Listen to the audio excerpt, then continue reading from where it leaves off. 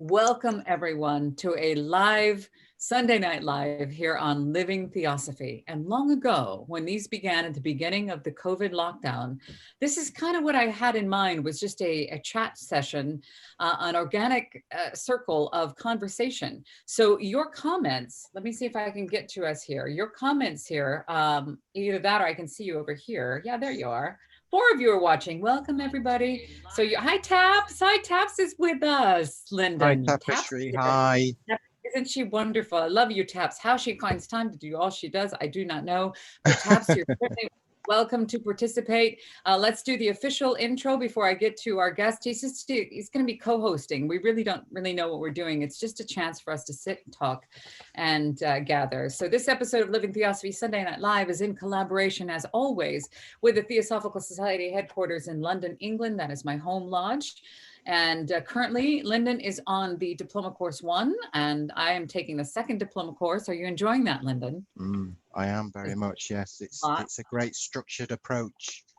It is. Thank you very much, Eric McGough, putting those together. Shout out to them. You can start those at the top of every year. Also want to invite you to check out we just finished a group over there at the European School of Theosophy. Yeah. They have been providing free lectures as well.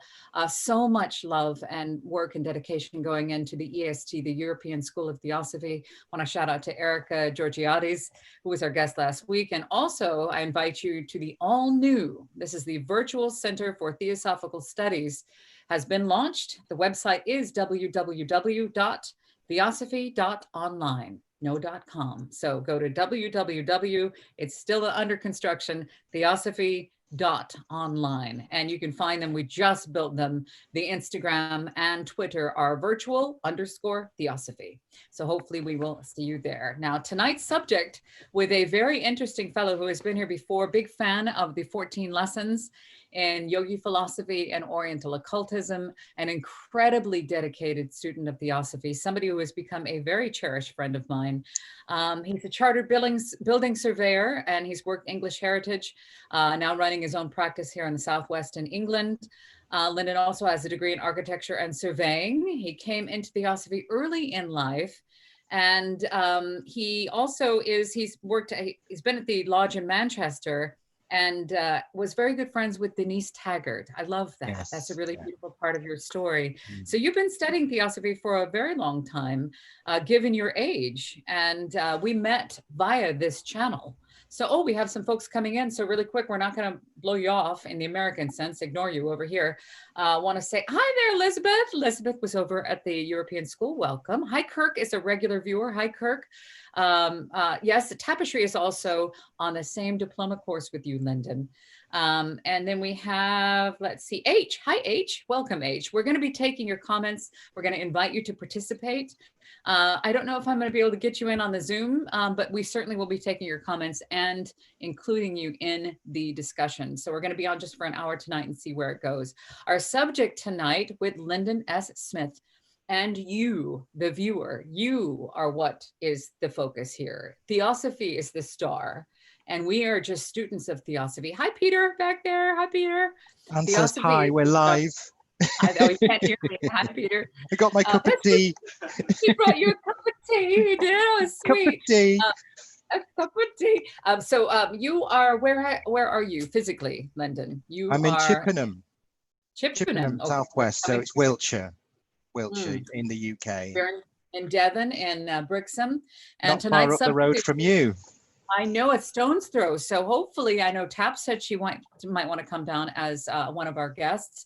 We would love to have you and Peter. I think we're ahead in the line as soon as that Airbnb, which has been going on. So I've been painting the front of the house. We're getting everything ready. We would love to have you and Peter down as our guests.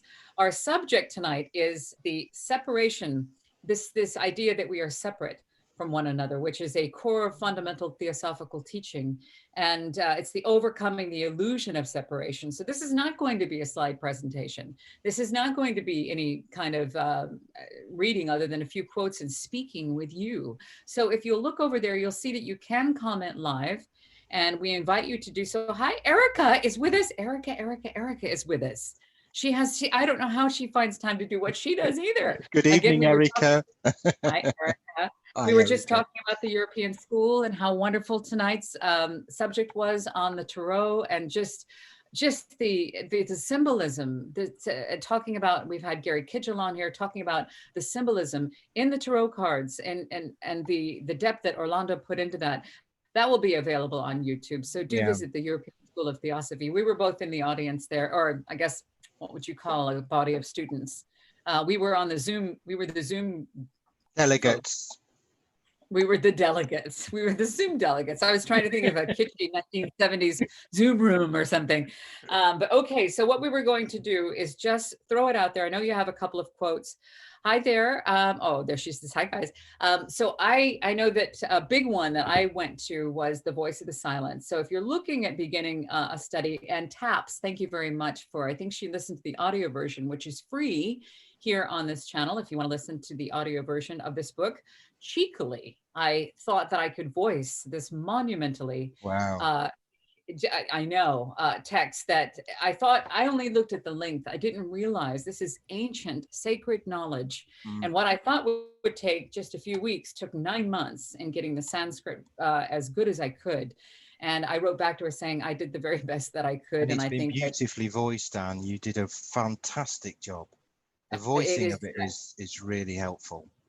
It deserves much more gravitas than I could ever give it, but I wanted to get it out there. And so again, there's a free copy available for you on this channel. If you go back, you can listen to that, or if you wish to, you can get a free copy of the book. I'll put a link down. You can download the PDF, so you too can have a copy of the 14 lessons that we were talking about, The Voice of the Silence and Light on the Path. So before we get started, in speaking with, thank you. I think a lot of people, I like to listen to it as a, because I hear something new every single solitary time, even though I'm the one who voiced it and I was pronouncing all those words. It's still brand new for me too. I'm simply a broadcaster. So, and these teachings belong to all of us, and they're always available for free. So Lyndon, would you like to begin on our subject, which is overcoming the illusion of separation, the great heresy, in other words? Would you like to start with your quotes, and then we'll go from there and see how? I suppose really it's the quotes that are important, but it's also how you come to realize that through your own day-to-day life. And for me, it was an epiphany about 4 or 5 years ago when I realized that the consumption of meat was not something I wanted to do anymore. And it was a recognition of the great understanding of the unity of life. And Theosophy is as Theosophy does. It's all well and good listening to the beautiful words spoken, but it's also important to enact those wherever possible to the best of your abilities. So that was an epiphany for me about 4 or 5 years ago when I recognized that error in my way of being, and becoming a vegetarian and working towards veganism has been absolutely fundamental to the unity of, thank you. So the Voice of the Silence that you referred to, Anne, so the fragment which in some preparation for this evening, fragment 4, the mind is the great slayer of the real. So if I were to consider that phrase in my life, how I see that is to recognize that any partition which I put between myself and any other entity, whether it being alive or not alive, is an illusion of my own construction. And I need to look more closely at my way of being, and becoming a vegetarian was acknowledgement to this, that I have a responsibility to not only my fellow humans, but also all animals and all life. May I ask you a question really quick before you carry on? Sure. Hold that thought. Because we've talked about the veganism and the compassion and the vegetarianism, and it is written in the teachings. We even did a big presentation with Petra, who just joined us from the Blavatsky Lodge. Hi, Petra, we love you. Go back and watch that video if you can about vegetarianism and the great vegetarians throughout the ages. But it's true, because anyway, you found out what led you to realize that you needed to eliminate the living flesh from your diet. What was it? Well, it was a momentous moment. I remember I was walking the dog along a country lane, and there was some beef stock in a field adjacent to the lane. And one of the beef stock, I don't know whether it was an Angus or what it was, but it was a hefty animal which came alongside the fence and reared its head in acknowledgement of myself and the dog passing by.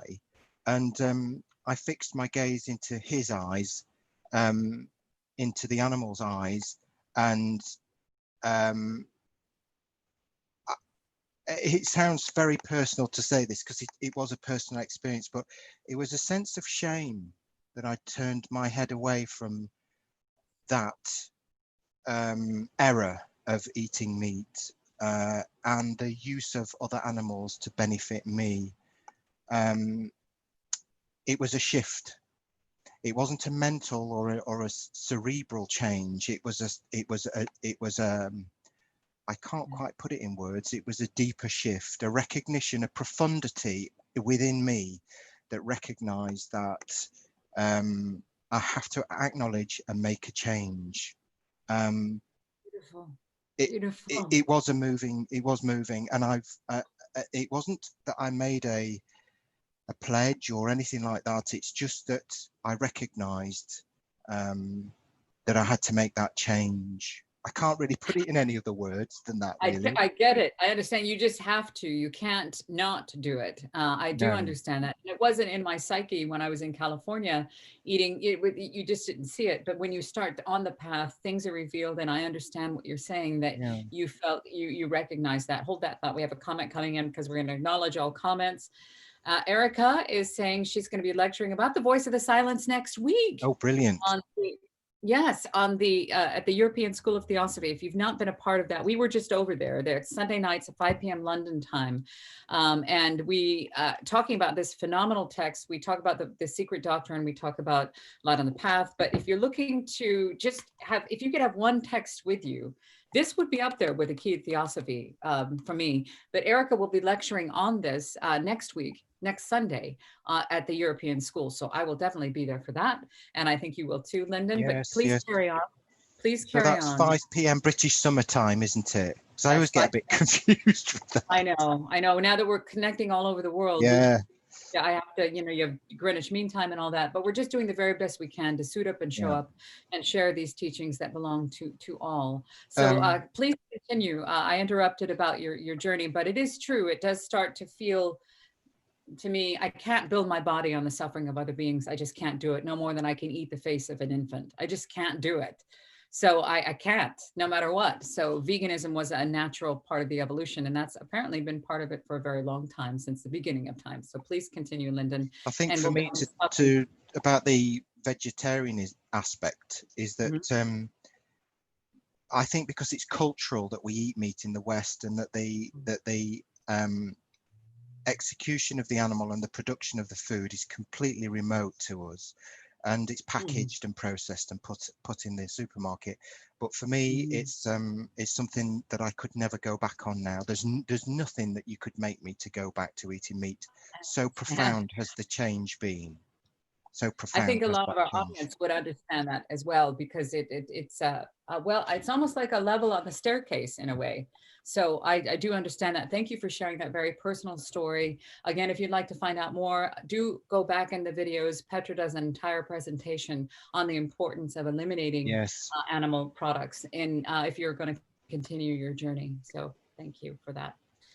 Please carry on with your quote, and then we'll get started with any of the comments. If you have something you wish to talk about, I am going to be reading all the comments. This is a live broadcast. We're going to exercise our live streaming muscles during this broadcast. So go. So the other fragment from the Voice of the Silence, which is fragment 25, which says, "Hast thou attuned thy being to humanity's great pain, O candidate for light? Can I not in my own heart recognize if my life in the West, with all the privileges that I have, is a privileged position, and to recognize that I must be vigilant to recognizing and understanding that X% of the population of the planet don't have enough food to eat, don't have a secure lifestyle, don't have a roof over their head." For me, that's a source of great sadness. And while I enjoy the benefits of my Western life, it's not with guilt, but it's with a sense of recognition that there are many of my fellow brothers and sisters who do not have the security, clean water, a police force, a fire, I don't know what the word is, but all these things that we, fire department, and all the things that we, or medical support that we have. And that was very, very poignant when I was on holiday a few years ago in Cyprus and had the profound feeling that there were many people wanting to come to Europe for freedom and liberty. And I could not sense, while I was in the glorious setting on holiday, I had to recognize that there were many people struggling with dreadful circumstances, wanting to come to Europe and to Britain to seek freedom and enjoy the benefits that we have, that we take for granted. A recognition of that in a profound way. If I may, really quick, I wanted to mention that empathic nature came in with you in this lifetime. You are an empath. You do think and feel, and just in my short time that I've known you, you think and feel what others feel. And I think that compassion, that statement, hast thou attuned thy being to humanity's great pain, O candidate for light, which is in the voice of the silence. And I'm going to include a link so you can have a free downloadable copy of that. I'm going to stop you really quick because we're reading comments as they come in, Lyndon. It's kind of like Periscope. This is probably where, oh, this is so sweet. This is for you from Erica. She says, Lyndon, you are such a wonderful soul. Thank you for sharing your feelings and concern about the animals and people suffering all over the world. Yeah. So we are connecting via a live stream with people from all over the globe. And so you are welcome to, oh, Robert Roberts is coming in. So again, I told you it could go any particular way. So let's read Robert Roberts' comment and we'll hold the quotes for a second. We're functioning just as co-hosts here. You are the show. You are the viewer. Do bad things happen to people because of their karma? Now, as a theosophist, karma and reincarnation, or a student of theosophy, I should say, I like that word better. Theosophist sounds like you finished and you gotten there. I will always be a student of theosophy until I'm not incarnating. I don't know if that will ever be, but as a student of theosophy, I'll let you answer that question in your understanding, and I'll answer that question to the best of my understanding. If any of you, if Petra or Erica or Taps, if any of you, Kirk, would like to type a comment in, we're going to be reading your comments, unless they're abusive. I can't do that here. I've got to keep it somewhat normal here, calm, on the Living Theosophy channel. How would you answer that about karma? Do bad things happen to people because of their karma? It's a very good question. I think the accent on the word "because" is incorrect. I think it's that things happen because of because of your karma, not because of your actions. I forget what the 14 lessons of yogi philosophy actually says on that, but it says that bad things don't happen to you because of karma, but for karma. Is that correct, Anne? Well, from my understanding, and remember, this is always a journey, so I cannot have an absolute answer here. I can only share from my own personal experience and my own personal understanding on this, the 19th of July, 2020. In karma and reincarnation, I used to think of karma as some kind of an external, something that I was going to be punished by a judgment from beyond. What it is balance. It is called the ultimate the equalizer, the law of equilibrium. Yeah. So as you do, you will receive. So Robert's question is, do bad things happen to people because of their karma? My answer to that would be, I would say, yes, all of this is not for nothing. Of what use would all of the suffering be if there wasn't some more to the story? So as in the 14 lessons, it talks about if you touch the stove, you will feel the burn. And also in the near-death experiences, which I love to talk about, is that they come back and they say they can see it from like another perspective, how and what they did or what they thought caused another person to feel. The law of karma is the immutable law. And it teaches about that in Theosophy. If you want to start, you can start with the voice of the silence. You can start with something smaller, Light on the Path, or you can just start with the key to Theosophy, or just attending some of the lectures at the European School. Whatever it is you want to do, just start. And Robert, karma is I this think it's that playing you're out, punished by your actions, not for them. very well That's said. the distinction I wanted to make. It just took me a few minutes there to collect that those words, but it's Okay. a punishment is not the word actually, but the retribution, if any, which that comes from previous actions, is by a result of, not for that action, but it's by a natural law of karmic action and reaction. Yeah, It's that's not cause and punitive. effect. Yep. It's Yeah, not. it It's isn't not there to punished. punish. It's there as a So result of the action, as I understand, Anne. And I think when the little boy touched the stove, he wasn't punished by reason of touching the stove. He was punished by reason of the coal that burnt his finger. And we're that's not right. playing with That's right. semantics here, but there's a subtle Yeah. difference. There is a subtle Yes, very well said. Very well said. And I believe that that quote is sometimes attributed to Buddha, is that you're not punished for your actions, you're punished by your by actions. So your all of actions, these yes. coming in and saying, but I mean, we can't say which sage or avatar has said that. It's ancient wisdom. Every one of them have said a version of that. So when they say, do unto others as you'd have done unto you, this law, this immutable law, there is no escaping karma. That's why when people go, oh, we need to get revenge before they die and lock them up forever, I always think there is absolutely nothing. You're not going to get away with anything, because everything will be balanced out. All of your actions, good and bad, As it you is in will. the physical world, because if you do Yes. something bad to somebody, or you act in a disgraceful way or do something wrong, then there will be a result from that in the physical world. So In therefore, the fifth, it's intellectually rigorous to say that it would happen as a result of your actions in the sense that we're talking about using these laws such as karma. yep. Yeah. So That's how, karma is a balancer. yeah. It's I want to say the great equalizer. It is the law of equilibrium, and nothing goes unbalanced. So that no one gets away with murder. In other words, hang on, more comments coming in. Stand by. It's like Periscope. Oh, here we go. Petra is coming in saying it is said that karma does not punish, but just adjusts everything. Yeah. So that's very, very, and now I know Petra, again, the president of the Blavatsky Lodge up in London, one of my favorite guests on this channel. And Linnea is coming in. I haven't pre-read these comments.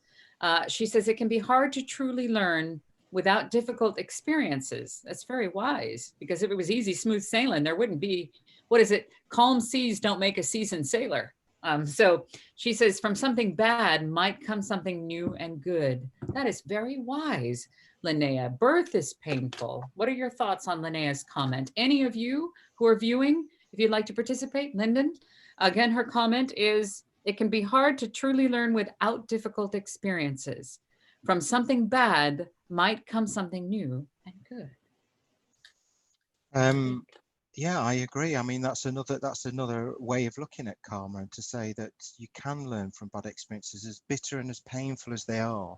And sometimes you might find yourself in a circumstance, for example, when you're trying to solve a problem or trying to understand something, that you might not have anybody to speak with or anybody to discuss this, and you might actually get really angry and I want to talk, but it might just be necessary at that time that isolation is the very thing you need to have. So sometimes you are helped in ways you don't understand, and I don't purport in any way to say that bad things happen to good people for a good reason, because I don't understand. I don't I know understand. there's so much suffering. That's what we're talking about in the voice of the silence, when he says that quote, hast thou attuned thy Yes. being to humanity's great pain, O candidate for light? If you feel this empathy, like what Linnea is saying, if she's understanding that from pain comes Yes. wisdom, you're in the right place. And the answers from the origin of the origin of the universe down to the tiniest atom is in the teachings of Theosophy. Tapestry is a mathematician. You've got Erica also studying ancient religions, and all of these people, senior academics, all the way down to people who just know this. I don't say down, but just all out to people who just know this is the truth. And I do not have a college degree in this. This is not an academic study for me, but everything in every way is a journey in Theosophy. So if you want to learn more, we have put links. I will put links in post-production so you can get a copy, a PDF of The Voice of the Silence, or you can listen to it here and go back and watch some of the videos, The Key to Theosophy, Light on the Path, and just begin your journey, because people are going to the churches and they're wanting to know where's the, I would say beef, but where's the meat? Can't say that. You know what I mean? Where is the nucleus? Where is the nugget? Where is the seed? Because it isn't in these beautiful buildings, but it has existed since the beginning of time. Yeah. A large portion was written down at the end of the 19th century. Yes. Okay, hang on a sec. Oh, here we have Akabal is saying, just been through this process.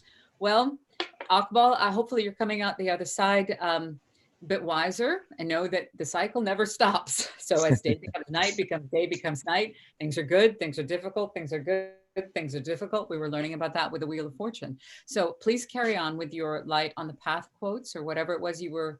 I have no idea how to do this. I just thought we'd speak. If you want to say something as the commenters, or Lyndon, certainly carry on with the quotes that you brought in. So the quote another quote which in preparation for talking this evening was, kill out all sense of separateness. Do not fancy that you can stand aside from the bad man or the foolish man. They are yourself, though in a lesser degree than your friend or your master. But if you allow the idea of separateness from any evil thing or person to grow up within you, by doing so, you create karma, which will bind you to that thing or person till your soul recognizes that it cannot be isolated. Remember, the sin and the shame of the world are your sin and shame, for you are a part of it. That's true. We are not separate. And I can't really add anything to that. It's there, and that makes absolute sense. It goes on to say your karma is inextricably interwoven with the great karma. How would it not be? It is, we are one another. So when we say, oh, it's them and us, it is all of us together. So what we are experiencing, this is all part of, nothing is happening by accident, and we are all a part of that. That is a brilliant quote. Also from the Voice of the Silence, I just wanted to throw out the great heresy. I had said to you before we went live, this is what Helena Petrovna Blavatsky has said is the great heresy, is that we are separate, that we view ourselves as separate. We literally are like cells in a body. You know, we make up a gigantic body, but we are each individual cells. But this is in the Voice of the Silence on this particular publication. It's on page 7. But it says, if through the hall of wisdom, thou wouldst reach the veil of bliss, disciple. And disciple is anybody who's here wanting to learn more about Theosophy.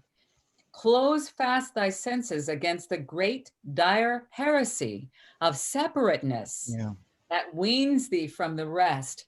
Now, listen, when I was Googling to double and triple check what page it was on other texts, when I typed in the great heresy and I typed in Theosophy, I found nothing but the church saying that Theosophy is the great heresy.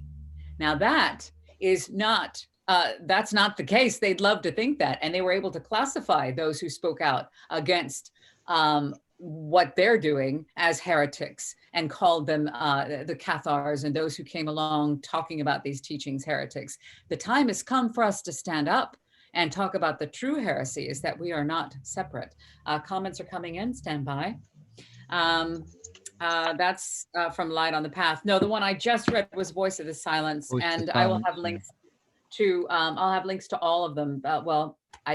Well, you can always get a link to the Voice of this, the Secret Doctrine. Make sure you get the verbatim edition.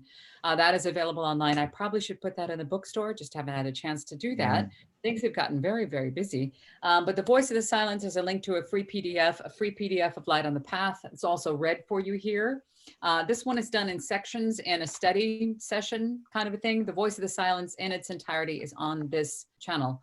And you can listen to it as an audiobook. You can also purchase it as an audiobook if you wish from the Living Theosophy website to support the work done here, but it doesn't matter as long as you get a hold of it.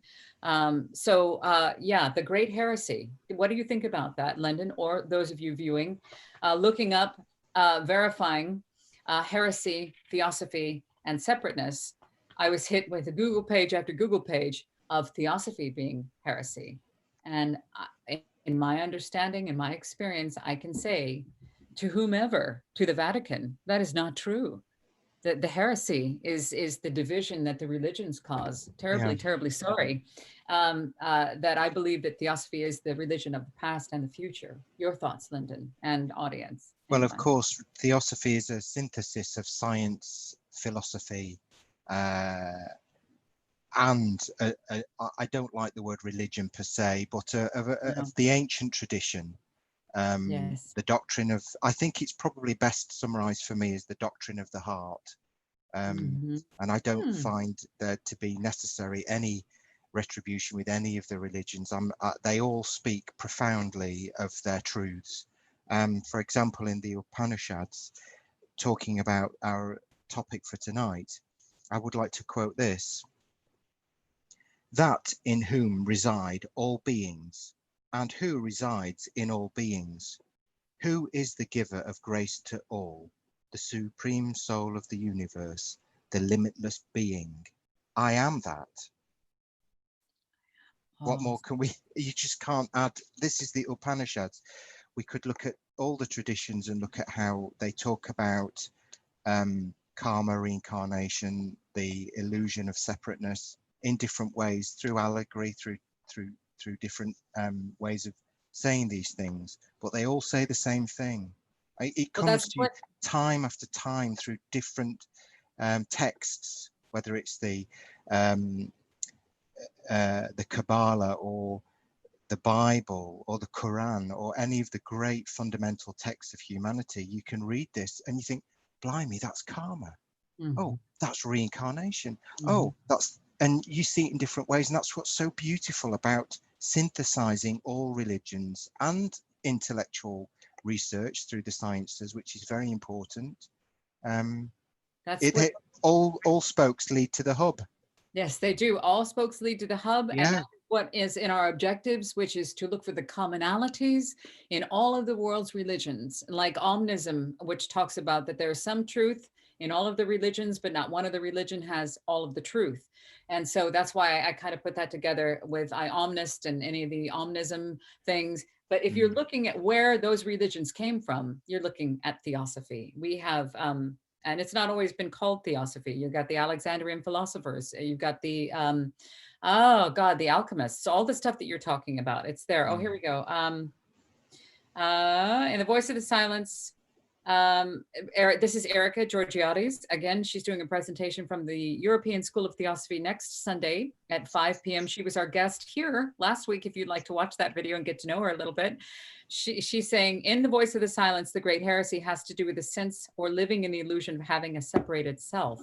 So Erica is sharing on that, and she's been studying Theosophy a lot longer than I have, but we are not separated from each other or the great being, or I mean, that's the subject of our talk tonight, which is overcoming the illusion of separation. So which is a fancy of the mind constructed by the intellect. But you must recognize that where we come from through evolution, it has been necessary for us to navigate a physical world by using the five senses, which from my understanding has given forth this illusion of separateness, which is an absolute nightmare for humanity. And if we could all understand the unity of all, that would actually be a fabulous step forward for all of us to understand. Wouldn't the world be a better place if we began to understand that this is like one hand trying to fight the other hand? Yeah. You're going to stab that to death, realizing that we are all part of one very, very great being, one great breath of creation. Yes. And that is all explained. And I've got my cat is on the thing and going to tip over the computer. Hang on one second. I'm so sorry. Live television. Hi, everybody. This is Wiki. This is Wiki, and she's, yeah, sorry about that. She used to get ready to topple the computer, but we are all connected. So you have in Theosophy, as we talk about, from the tiniest little being, the tiniest atom, down to the very, you know, have the mineral, vegetable, animal, human, and then of course the angelic beings, the Devachan. You have all of those going all the way up to the absolute, the unspeakable, to the creator of the creator, the great beyond, whatever you want to call it. It's called by many, many names. We're all talking about Same Yeah, thing, like you you know it just when you said. hear it. Hang on, we have a comment here. Again, we want to give kudos to our commenters. We Thank you for do. taking the time to type. We're just trying out a little thing that I wanted to do at the beginning of the lockdown. I thought maybe we could just have a place we could hang out and have an organic circle of just talking and have a chance to interact with the comments. So what happened with that is it became presentations and then comments. But now we're just kind of while we're gonna be tapering this. These Sunday night lives will be ending in August because there's lots going on with the European School of Yeah, there Theosophy. is. And so, so watch this space. It's not ending, it's just growing, it's evolving. And that's the whole point of working here on Living Theosophy, as I was telling you before we went live, is to connect with other like-minded individuals and work together to help carry these teachings out into the world, that we are not in competition with each other. The lodges, no lodge is better than any other lodge. No Theosophist is more Theosophy-y than anybody else. Hang on, we got a question here. Hang on, it says, I took it as a direct teaching of the way for the apprentice, as well as the adept on the way to its ultimate beauty, power, freedom, and love. Silence, silence, going within into the silence. That's beautiful. That's Mason is commenting there. I'll read that again. Saying, I took it as a direct teaching of the way for the apprentice, those who are on the path. We're all on the path together, all at different places, as well as the adept on its way to ultimate beauty, power, freedom, and love. Silence. The silence behind the silence. Very good. Thank you, Mason. Infinite love in 3. Okay. Also writing Mason. Thank you, Mason, for being here. We're very appreciative of you being here. I have another comment from Tapestry. Again, she was a guest on our show early on, and I also was able to guest on her channel, which is called which is DHI. And she's a mathematician. She's a statistician, and she calls Theosophy passionately home. And I love that because it's I faith. do as well. It's not faith. Sorry, I got that backwards. It's facts, not faith. So as a mathematician, she's coming in and saying, I think there's a big dependency net that connects us all, and we are not independent as we think, and maybe have it proven mathematically at some point would be ideal. So let me read that. This is Tapestry Ganguly. I'm going to read this quote again. Again, this is coming in live, so she's typing as she's watching this. You're certainly invited to as well. She's saying, I think that there's a big dependency net that connects us all, and we are not independent as we think. And maybe we could prove that mathematically. She talked about that. Prove that mathematically at some point that we are not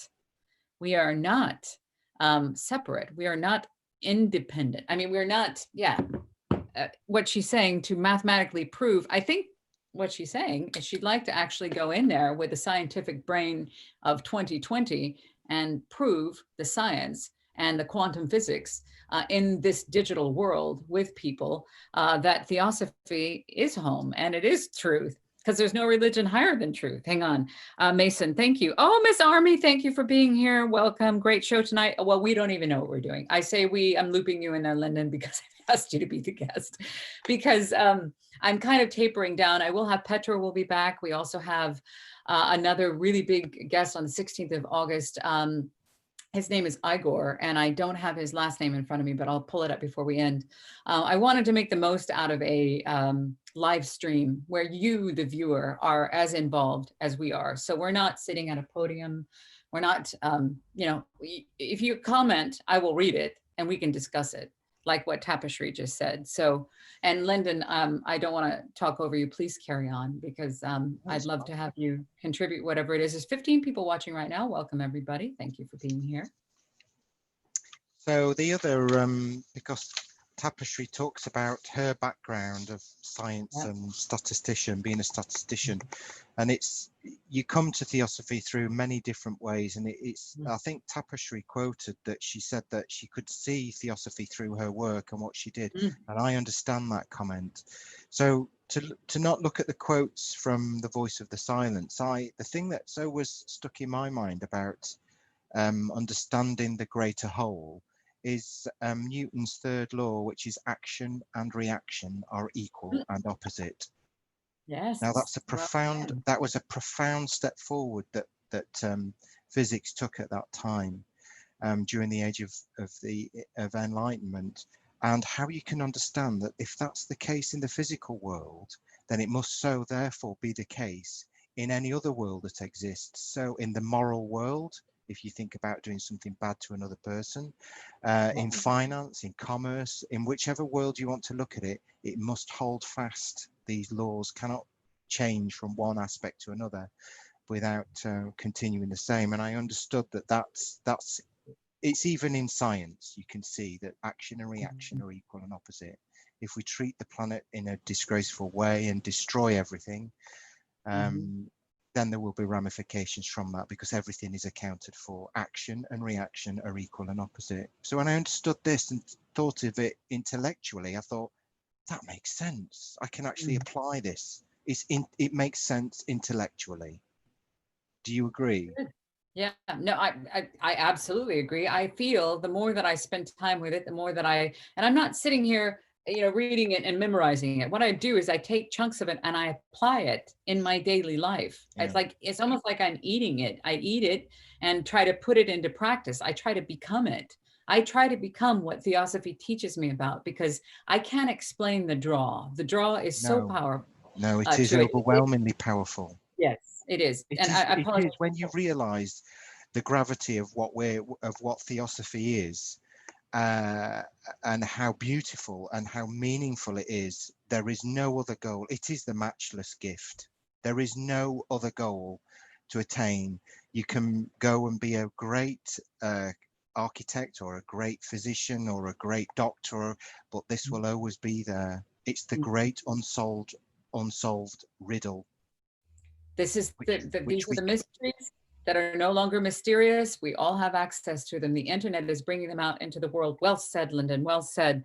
Linnea is saying, good to be here. You're so welcome. Thank you for being here too. Stay tuned. There's lots happening on the Theosophical front digitally all over the world. So I will include links to all of those as well. Even we had Pablo Sender and his wife, Michelle. They're doing the online school of Theosophy. There's lots. And there's lots of folks that are doing proactive things to help get these teachings out into the world. We're no longer separate. We're joining hands all over the world, and everybody is welcome. Everybody is welcome, because you are what it's all about. So it isn't about what Lyndon says or what I say or what anybody else says. It's about how you take these teachings. We're going to point you towards the texts. I'm so sorry, my cat's back there.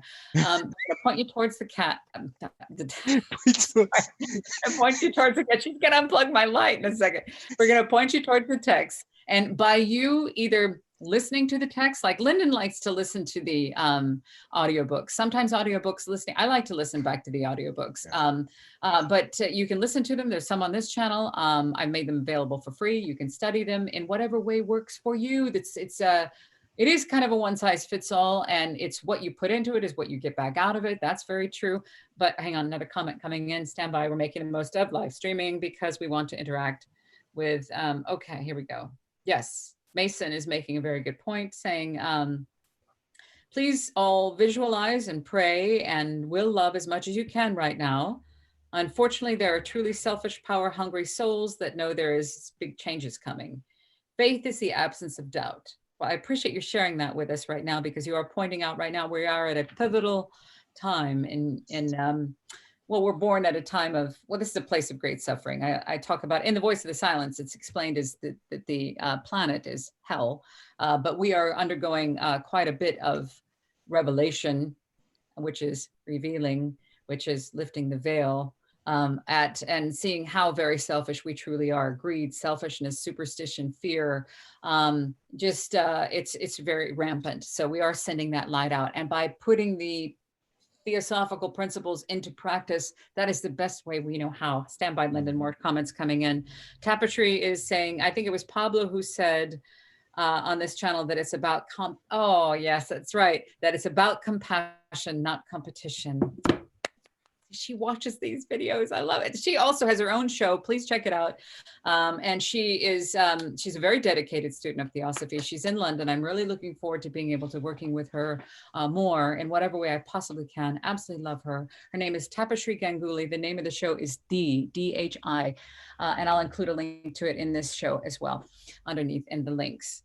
So yeah, hi there. Okay, Kali Yuga. Yes, we are in Kali Yuga. Now I know that I wish Petra, if Petra was still here, she might be able to give us an explanation. This is a time of, well, great suffering in a place of great suffering. And we are here to bring the light into the darkness. That's what we're here to do. We're not here to change the world by trying to change something else other than ourselves.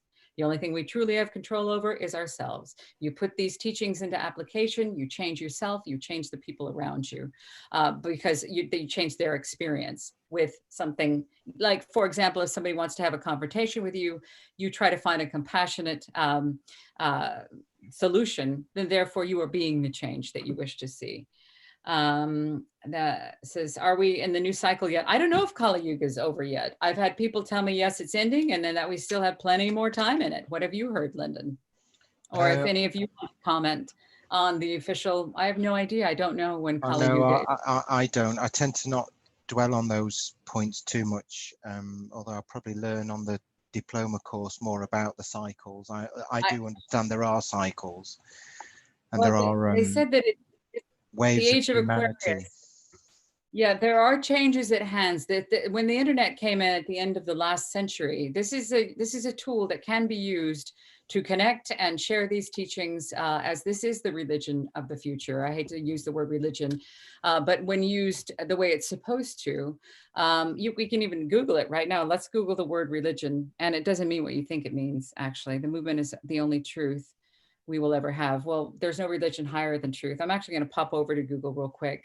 And if you Google religion, if you Google Catholic too, Catholic means universal. Yeah. It means, yeah, I know, it's Did really you know what interesting. holy meant? No, tell me. It means it's a slight change on the word whole, to be complete.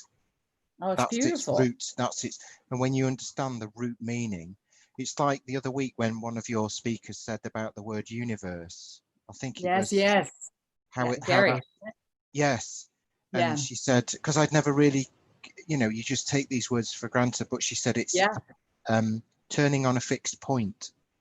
Oh, yeah. No, that might have been Petra. Yeah, That that was might have been Petra. Petra Was it? in her Yes. wonderful talk. She did, Oh, and she said, and sometimes you have to go back to basics with these words. So holy means to be whole or complete. I've also had understanding about the depiction of halos in art and how that might show the complete aura of a person.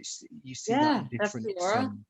and you see that in all different traditions. So Yeah, sometimes you have to go back to basics and actually, what am I actually looking at here? What does yeah. this mean? What was it meant to mean before the word got changed or altered or corrupted, as seems to be the case over time? Well, that's the etymology, looking back and figuring out, I like found when we're that very talking important. the revelation, like we're thinking of the word apocalypse. The word apocalypse literally means to lift the veil. That's all it means. So when we talk about revelation, to reveal all those things, the nimbus that you're talking about, these Yeah, in talking these teachings, yeah, that as an enlightened yeah. master or one who has ascended, or is it just a helper of humanity? It doesn't mean that they're your spiritual salvation. You are your spiritual salvation. We talk about that with Petra on this channel, about the true meaning of Christ, and that it is within you. You are the temple, and that divine spark is you. You are a piece of God. Okay, hang on one second. I thought I missed something. Yeah, thank you. Thank you, Mason, for contributing. Thank you for 17 of you being here. I apologize. I should have kept the door closed. We don't have any locks on the doors. We're in the middle of restoring the house. We're here in Brixham restoring, I think it's 1840s now. This room is set in 1715. But anyway, underneath it goes back to 1680s and it's 12th century and back, and it's probably not been cleaned up since then. So it's a lot of work going on here. So I apologize. There's no locks on the doors, so the So cats the will be word with us. religion, Anne, is from Latin to bind.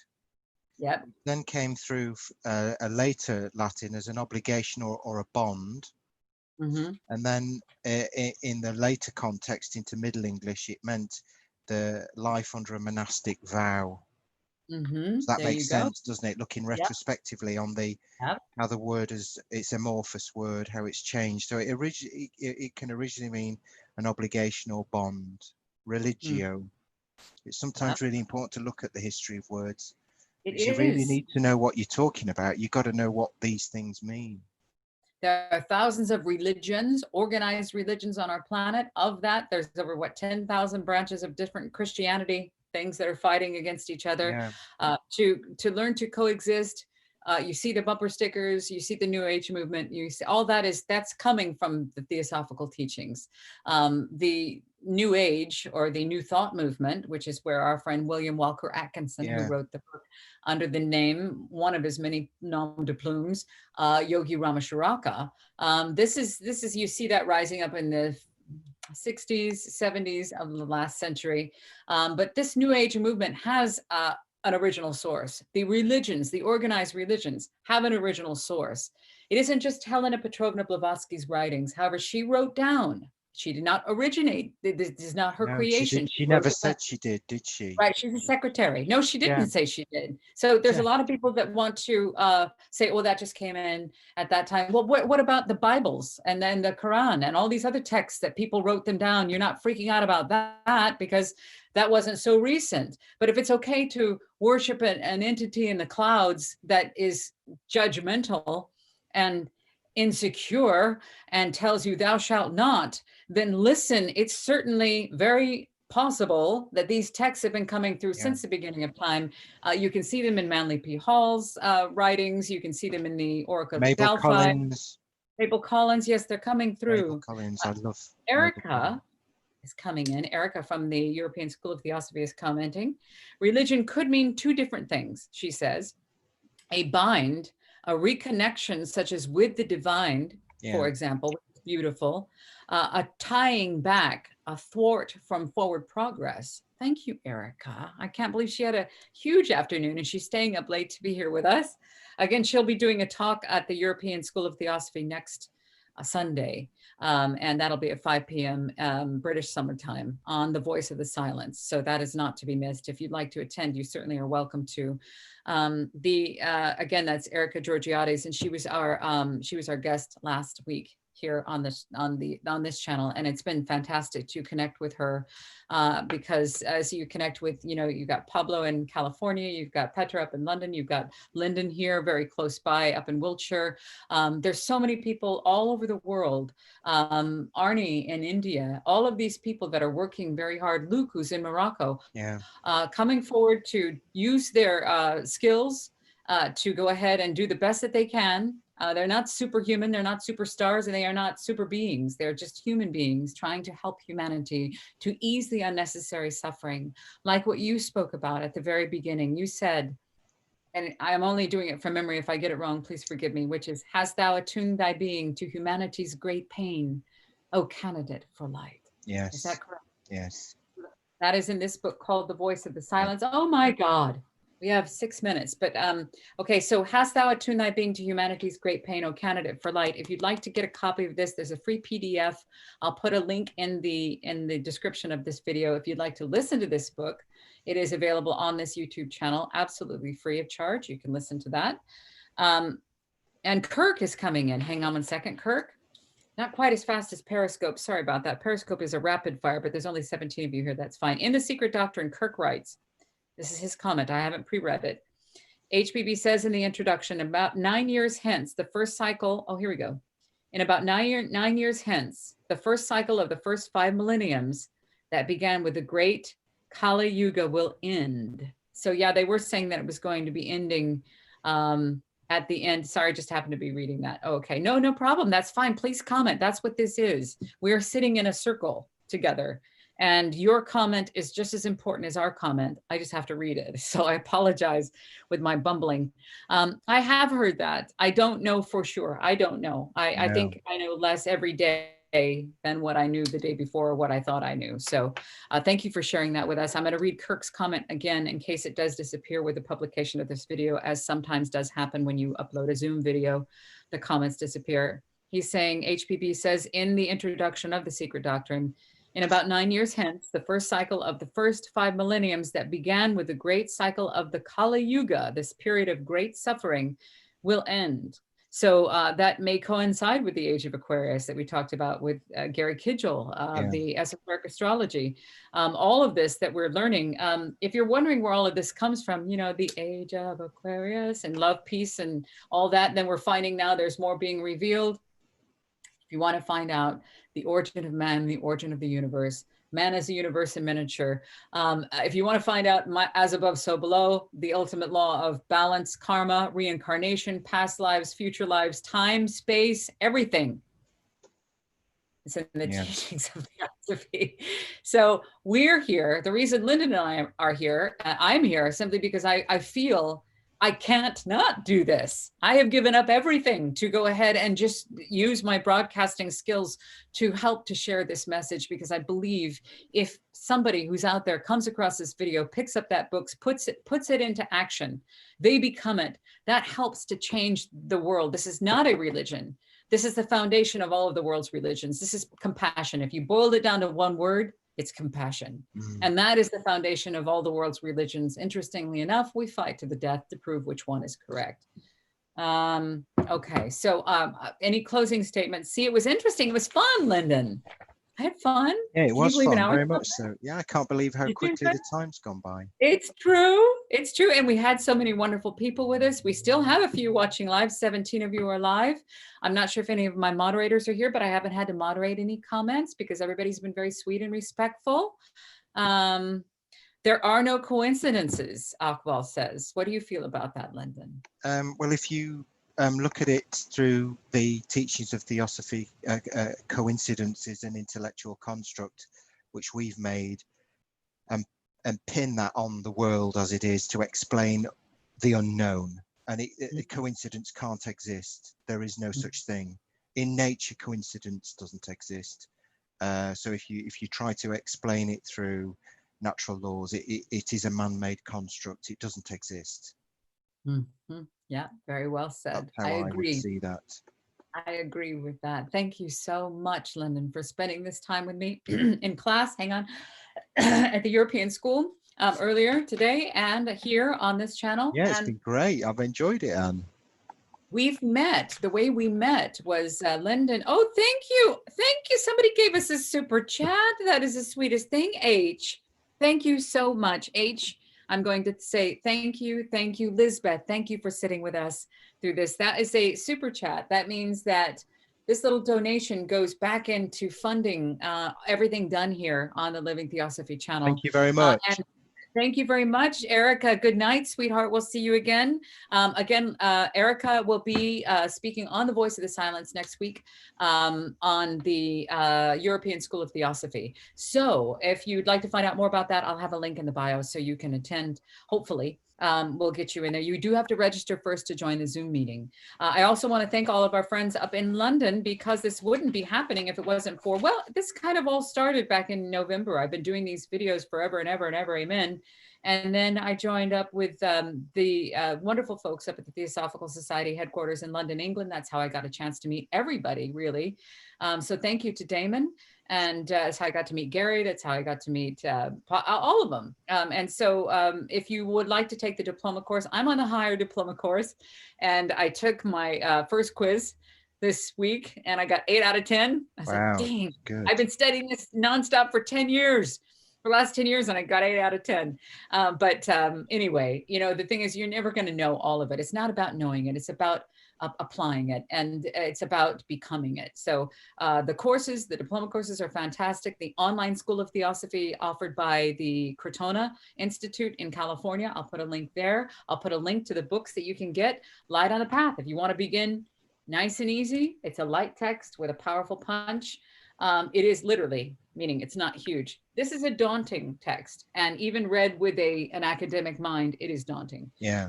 But you can take it in chunks and actually get the verbatim edition and just take it, just read a sentence and meditate on it. But I really appreciate that super chat. That's really, really sweet. Thank you so much. That helps to fund this, because all of this is a labor of love. I have left my other jobs and I can't go back to another job. I've tried to say, I don't know what I'm doing. Maybe I've just gone crazy. I don't know. I just started voicing this stuff, and that's how we met here. And then I started voicing more texts, and I did book studies, and now I've been able to team up with fellow Theosophical-minded, compassionate folks, fellow Theosophists, students of Theosophy, and we're all doing the exact same thing, and they're doing the same. They say the same. I don't know how I can't not do it. Just like you, Lyndon, you can't not be of service. Yeah, And when you come to recognize and understand, yeah. it is the only goal worth going for. It's the only thing. There is nothing else. All the rest is just froth and sediment. This is the real thing. It's true, froth and fodder. And so it doesn't make any difference. My career, whatever I did before, there's nothing more important for my voice to be used for. I have no idea how I'm going to pay the bills. I'm not really worried about that. I can't think of anything more important. Everything that I've ever needed shows up somehow. It just shows up. So just like in the 14 lessons, when we were reading at the end, that remember where they were talking about the money's going to come from wherever it's at the moment, and they weren't worried about it. And I remember that going, well, I'd like to know where that is, but it's not about that. Don't worry about that, because if it's meant to be, it's meant to be. If you're here, it's not by accident. There are no coincidences. Let's read some beautiful comments here. Oh my gosh, thank you, H. I'm so glad that you're here. It says, thanks for putting these on. They're very informative, and I appreciate being able to listen in. We're grateful that you're here. Akbal, yes, we are grateful. Thank you. Oh, Petra stayed the whole time. She did. She did. She's so busy. She's got family there. But Petra, we're looking forward to having you on. I'm going to actually pop over, since this is a little organic thing. I'm just going to pop over and I will read you what our month looks like. Next week, we have Patrick, and I'm not sure if I'm saying his last name. I'll just say Patrick C. will be on in an organic conversation with us. He is out of Canada, I believe. Then we have Jordan Reed. I believe it's Jordan Reed, who is a very young, passionate student of Theosophy. He'll be on as a co-host coming up on the 2nd of August. We have Petra. And Petra will be coming up on the 9th of August with a fantastic presentation. Again, we'll be doing a presentation with Petra that is Man, the Eternal Pilgrim. And then I have Igor, and I don't have his last name in front of me. I'm so sorry.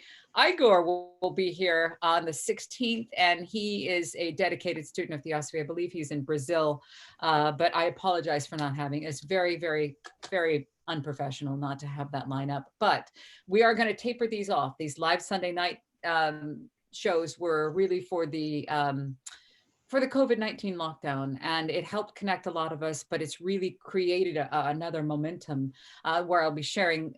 This channel will still be alive with stuff, but we're going to be teaming up with other Theosophical, I want to say students of Theosophy. I don't want to say Theosophists, other students of Theosophy around the globe.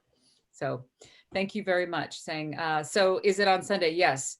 All of these ones that I mentioned to you will be on Sunday at 7 p.m. Yeah. I'll also be at an ITC conference next week. So I'm going to have to step out of that, which is the International Theosophical Conferences, the Point Loma group, joining up and just meeting other theosophical-minded, compassionate souls.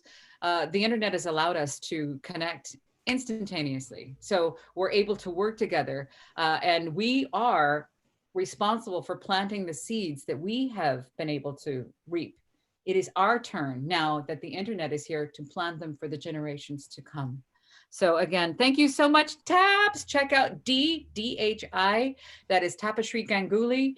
She is the statistician, mathematician, dedicated theosophist. And the way that she says it was one of my favorite moments on here, when she said, I don't know, as Theosophy is just home. It feels like home. And that is, it's just so beautiful. I know you feel the same, Lyndon, yes? Yeah, very much, yeah. And I always have done, I know. So now we, with this, whatever is before us, I'm just going to suit up and show up, and the teachings have a way of just saying what needs to be done next. Yeah. So I'm sure we'll cross paths again. Thank you all so much for being here. It's been a lot of fun. I'm going to edit out the beginning of this and give me a little bit of time to get it up in post-production. If you'd like a copy of Voice of the Silence, a free PDF of the 14 lessons, Light on the Path, links will be provided. Just look back through the other videos on this channel as well. Subscribe, if you will, hit the notification bell. And thank you for those super chats. That's really, really very sweet. Thank you, H, for that. I appreciate that. Lyndon, I love you. I've kept you already 6 minutes too long. I can't help it. I love you. It's been a pleasure. Thank you, Anne. I've really enjoyed it. Have a wonderful evening. Goodbye, everybody. Thank you for being here. We'll see you soon. See you next week. Mwah. Okay, bye, Bye. everybody.